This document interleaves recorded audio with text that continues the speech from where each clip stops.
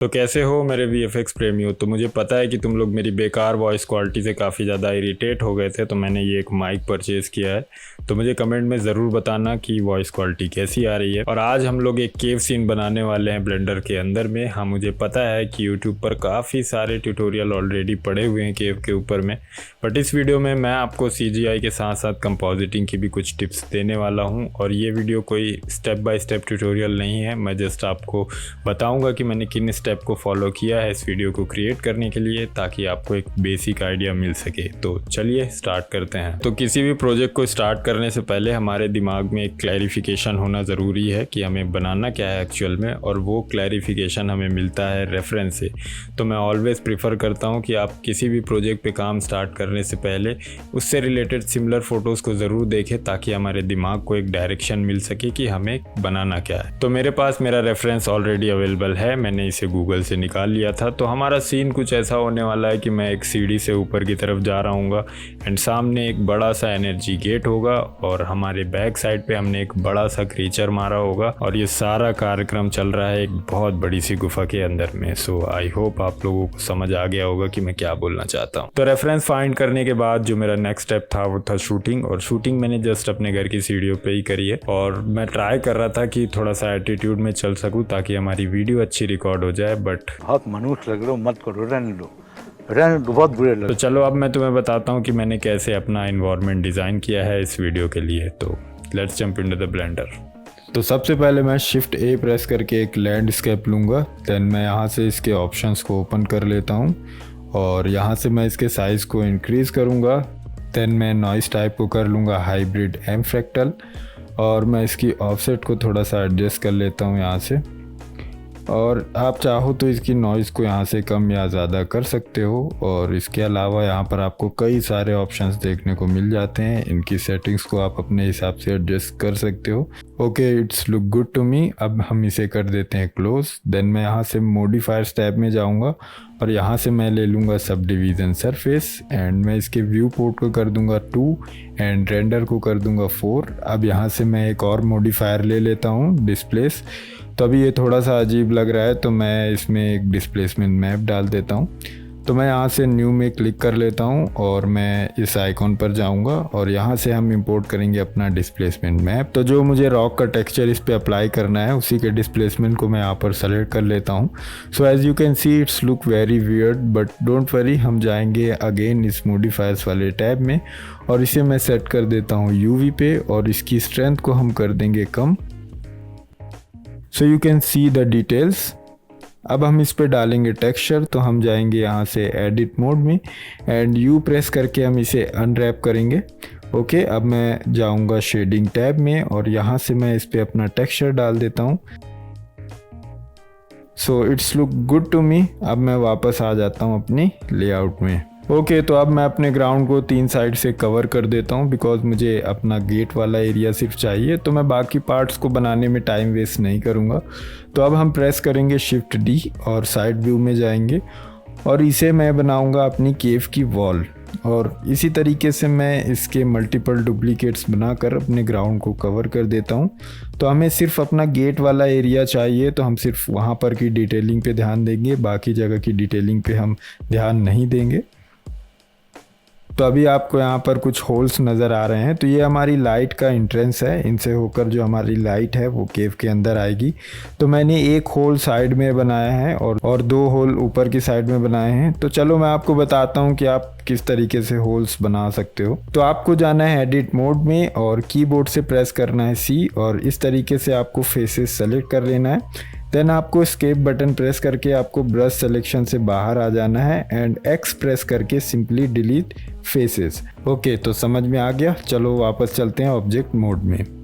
तो अभी जो वॉल्स हैं उन पे वही टेक्सचर अप्लाई है जो ग्राउंड पर है, बिकॉज हमने इसकी मल्टीपल कॉपीज़ बनाई हैं।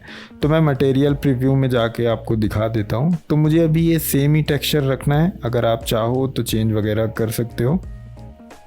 ओके, तो अब मैं बनाऊंगा अपनी एनिमेटेड लेक। तो उसके लिए हम शिफ्ट A प्रेस करेंगे, एंड यहाँ से मैं एक प्लेन ले लेता हूँ, एंड इसे हम थोड़ा सा स्केल कर लेते हैं लाइक दिस।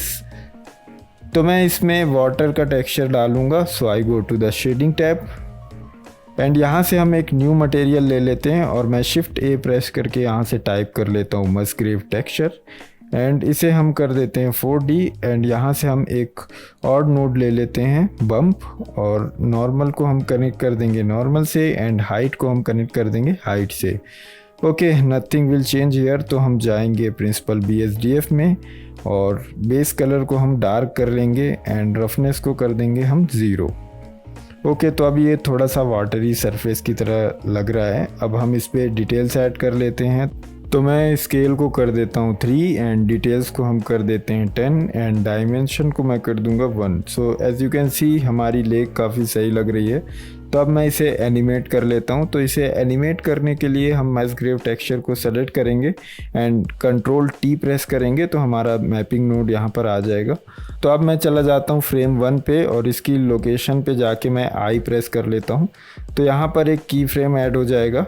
फिर मैं जाऊंगा लास्ट फ्रेम पे और इसकी Z लोकेशन को मैं कर देता हूँ अराउंड 0.1 एंड अगेन मैं I बटन पे प्रेस करूँगा। So as you can see हमारी लेक यहाँ पर एनिमेट हो चुकी है। आप चाहो तो EV में इसका रेंडर निकाल के एक बार टेस्ट कर सकते हो। तो मेरा बेसिक इन्वायरमेंट का सेटअप यहाँ पर हो चुका है। अब मैं अपने रेफरेंस के अकॉर्डिंग यहाँ पर डिटेलिंग ऐड करने वाला हूँ और उसके लिए मैंने कुछ मॉडल्स स्केचफैब एंड मेगास्कैन से डाउनलोड किया है, जैसे कि ये गेट का model and creature x and a boat and कुछ रॉक्स एंड क्लिफ्स के 3D मॉडल। तो अभी मैं इन्हें अपने सीन में ऐड करने वाला हूँ।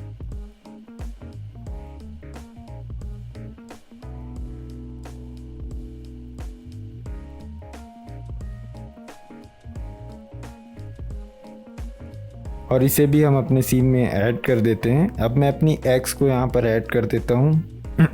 एक्स से मेरा मतलब कुल्हाड़ी से है, गलत मत समझना। वैसे भी क्या ही फ़र्क पड़ता है, दोनों का काम काटना ही है।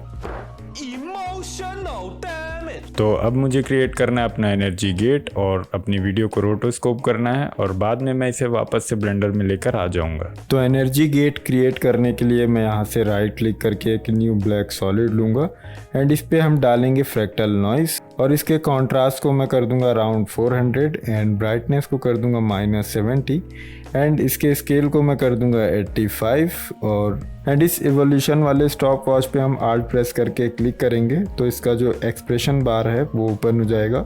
तो मैं यहाँ पर डालूंगा टाइम x 200 और मैं इसे प्ले करके देख लेता हूँ। Okay, nice.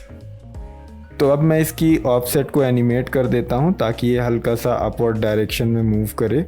अब मैं राइट क्लिक करके एक एडजस्टमेंट लेयर ले लेता हूँ और इस पर मैं डाल देता हूँ CC ग्लास एंड इसकी हाइट को मैं कर देता हूँ 18 एंड डिस्प्लेसमेंट को कर देता हूँ -246 एंड कलर को हम कर देंगे स्काई ब्लू। तो अब इस पर मैं एक और इफ़ेक्ट डाल देता हूँ वेक्टर ब्लर एंड इसके अमाउंट को मैं कर देता हूँ 24। फिर हम इस पर ग्लो इफ़ेक्ट ऐड कर लेंगे एंड मैं इसकी रेडियस को कर देता हूँ 100 एंड लास्टली हम इस पर हीट डिस्टॉर्शन भी डाल देते हैं एंड हीट अमाउंट को मैं यहाँ से कर दूंगा 10। ओके, तो अब मैं एक और एडजस्टमेंट लेयर ले लेता हूँ और इस पर मैं डालने वाला हूँ एक्सपोजर एंड अब मैं एक और एडजस्टमेंट लेयर लूँगा और इस पर मैं मास्क ड्रॉ कर लेता हूँ एंड इस पर मैं अप्लाई करने वाला हूँ सेबर प्लगइन। तो मैं इसके कोर टाइप को कर देता हूँ लेयर एंड मास्क एंड इसे मैं कर देता हूँ स्क्रीन और मैं प्रीसेट को सेलेक्ट करूँगा एंड यहाँ से मैं फ्रैक्टल ले लेता हूँ और इसके कलर को मैं ले लेता हूँ स्काई ब्लू एंड हम जस्ट इस लेयर को एक और बार डुप्लीकेट कर देते हैं एंड इसे थोड़ा सा स्केल कर देते हैं। ओके, तो हमारा एनर्जी गेट कंप्लीट हो चुका है और ये काफ़ी सही लग रहा है एज यू कैन सी।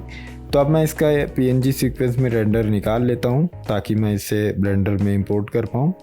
अब मैं अपनी वीडियो में रोटोस्कोपिंग कर लेता हूँ। तो रोटोस्कोपिंग करने के लिए आपको जस्ट इस रोटो ब्रश को सेलेक्ट करना है एंड अपनी वीडियो पे डबल क्लिक करना है और अब मैं इसे फ्रेम बाय फ्रेम पेंट करने वाला हूँ। तो आप आल्ट प्रेस करके डीसेलेक्ट करना चाहो तो डीसेलेक्ट कर सकते हो। तो मेरे सारे फ्रेम्स मैंने यहाँ पर कंप्लीट कर दिए हैं। अब मैं इसे कर देता हूँ फ्रीज। तो हम इस फ्रीज वाले बटन पर क्लिक कर देंगे। ओके, अब हम इस पर मैट चोकर डाल देते हैं ताकि इसकी जो एजेस हैं वो थोड़ी सी फाइन हो जाए एंड इसका भी मैं PNG सीक्वेंस में रेंडर निकाल लेता हूँ। अब मैं रोटो एंड एनर्जी गेट के सीक्वेंस को यहाँ पर इंपोर्ट कर देता हूँ। तो मैं शिफ्ट A प्रेस करके अपने सीक्वेंस को यहाँ से सेलेक्ट करके ओपन कर लूँगा और इसकी पोजीशन को मैं एडजस्ट कर देता हूँ और अब मैं अपनी गेट के सीक्वेंस को भी यहाँ पर इंपोर्ट कर देता हूँ। ओके, ये ठीक है। अब मैं एक कैमरा ऐड कर लेता हूँ, तो यहाँ से हम एक कैमरा ले लेंगे और इसकी पोजीशन को मैं एडजस्ट कर लेता हूँ और इसकी फोकल लेंथ को मैं कर दूँगा 24 एंड मैं की फ्रेम लगा कर इसे एनिमेट कर लेता हूँ। तो अब हमारा सबसे मेन स्टेप आता है जो इस रेंडर को रियलिस्टिक बनाएगा, और वो है लाइटिंग। तो लाइटिंग के थ्रू आप किसी भी रेंडर में जान डाल सकते हो। जिस तरीके से किसी वीडियो का जो सोल होती है वो होता है उसका म्यूज़िक, उसी तरीके से किसी भी CGI सीन का जो सोल होती है वो होती है उसकी लाइटिंग। तो ये रहा मेरा सीन बिफोर लाइटिंग एंड ये रहा आफ्टर लाइटिंग। तो आप देख सकते हो कि कितना चेंज आया है। So let me explain you how I set up my lighting for this scene. तो एक एरिया लाइट मैंने गेट पे रखी है, ये हमारे गेट की लाइट को रिफ्लेक्ट करेगा और इसकी पावर मैंने 1000 रखा हुआ है। और जो सेकंड लाइट है वो मैंने कैरेक्टर पर रखी है और उसकी पावर को मैंने रखा है 20। और एक और एरिया लाइट मैंने लेफ़्ट साइड पे रखी है और इसकी पावर को मैंने बहुत ही कम रखा है ताकि ये हल्की सी हमारे कैरेक्टर पर ब्लूइश लाइट डाल दे। उसके अलावा इन्वायरमेंट लाइट के लिए मैंने दोनों होल्स पर एक एक सनलाइट लगाई है। तो इसकी लाइट हमारे केव की वॉल पर पड़ेगी और इसकी लाइट ग्राउंड पर पड़ेगी। उसके अलावा यहाँ पर मैंने कुछ और एक्स्ट्रा चीज़ें करी है, जैसे मैंने ग्राउंड पर ग्रास ऐड करी है। तो मैंने आपको कई बार ग्रास ऐड करना बताया है पहले, तो मैं अभी इसे एक्सप्लेन नहीं करूँगा। तो मैं अब अपने एनिमेशन को यहाँ से रेंडर कर लेता हूँ पार्ट वाइज। तो अब मेरा लास्ट स्टेप बचता है वो है कंपोजिटिंग। तो कंपोजिटिंग भी काफ़ी इंपॉर्टेंट स्टेप होता है गाइस। तो मैंने बहुत सारे लोगों को देखा है कि वो जस्ट अपना रेंडर निकालते हैं एंड कंपोजिटिंग के नाम पे बस थोड़ी बहुत कलर ट्वीक करके उसे पोस्ट कर देते हैं, जिसकी वजह से उनकी जो वीडियो है, जो आउटपुट है, उस पर एक्स्ट्रा डेप्थ नहीं आ पाता है। तो आपको ऐसा नहीं करना है। आपने इतना टाइम अपने प्रोजेक्ट में दिया है तो आपको कंपोजिटिंग में भी थोड़ा सा टाइम देना है और देखना है कि आप किस तरीके से इसे और बेहतर बना सकते हो। तो आप देख सकते हो मैंने यहाँ पर कितनी सारी लेयर्स ली हुई है स्मोक वगैरह की, और मैंने प्रॉपर अपनी कंपोजिटिंग में टाइम दिया है। मैंने देखा है कि कौन सा एरिया मुझे खाली लग रहा है जिसे फिल करने की ज़रूरत है, या कौन सी चीज़ कहाँ पर सही लग रही है, कौन से कलर्स ज़्यादा है कहाँ पर, कौन से कलर्स कम है। तो मैंने इन सारी चीज़ों का यहाँ पर ध्यान रखा हुआ है। अभी मैं इन सबको आपको एक्सप्लेन नहीं कर सकता क्योंकि वीडियो काफ़ी ज़्यादा लंबा हो जाएगा। So spend more time on your compositing and make your scene more dynamic. So that is the tip of the video and that's it. Here is my final video.